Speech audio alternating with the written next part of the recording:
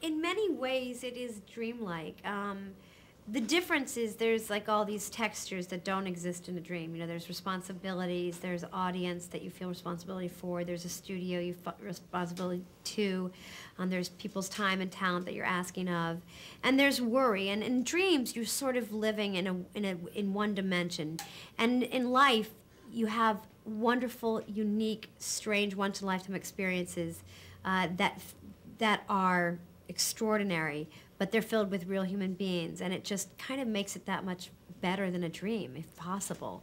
It's just been this wonderful thing that fell into our laps that we now feel very proprietary about. We, you know, I mean, we want to protect it and nurture it and serve it up in the right way, and it's been just such a privilege to be part of this experience for all these years.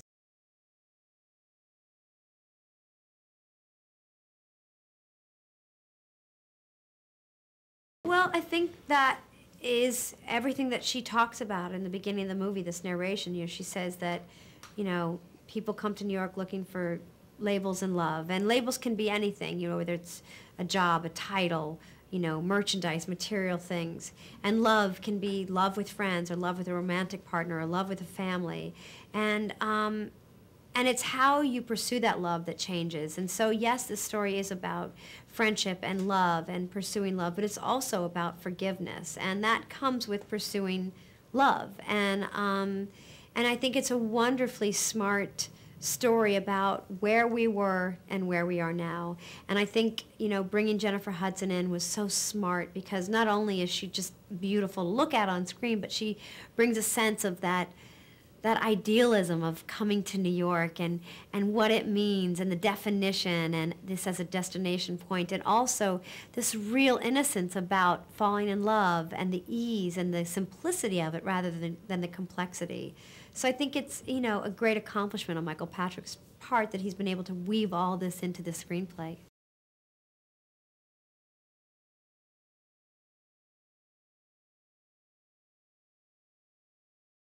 It was. It was great and exciting, but it was also challenging because it was a different story we were telling. You know, Carrie's never had this experience. She's never experienced this kind of sadness or loss or disappointment or rage, and it was all new, and it was so exciting to play the year in that life, in her life, and but to be surrounded by those actresses and those actors and shoot on the streets again the way we do, and the whole thing, you know, all the times we didn't think it was going to happen, the fits and the starts, it was just been really worth every effort.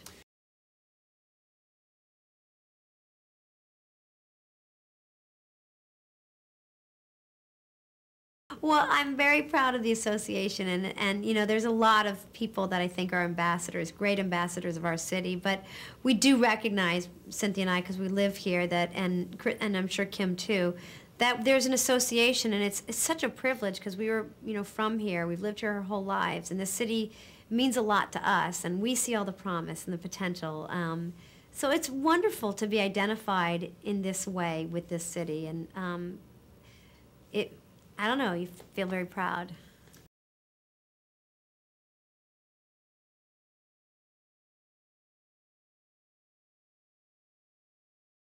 He's special. He's dropped from another planet. I don't know if I should thank his mother or his father or his sisters or the town of Scranton for making this person. He is uniquely gifted to tell these women's stories. And, you know, Darren started the show and so generously handed over the reins to Michael, and it was just so smart because he must have known in his bones that this was the man to carry on. And so I'm eternally grateful because it's been the greatest collaboration of my professional life, and I'm tied to him and he's tied to me, and I wouldn't do a thing without him in regards to this, you know, franchise, as it were. I just think, you know, every now and then a part and a person comes along, and every now and then a story and a writer comes along, and he's a perfect example of that perfect meeting.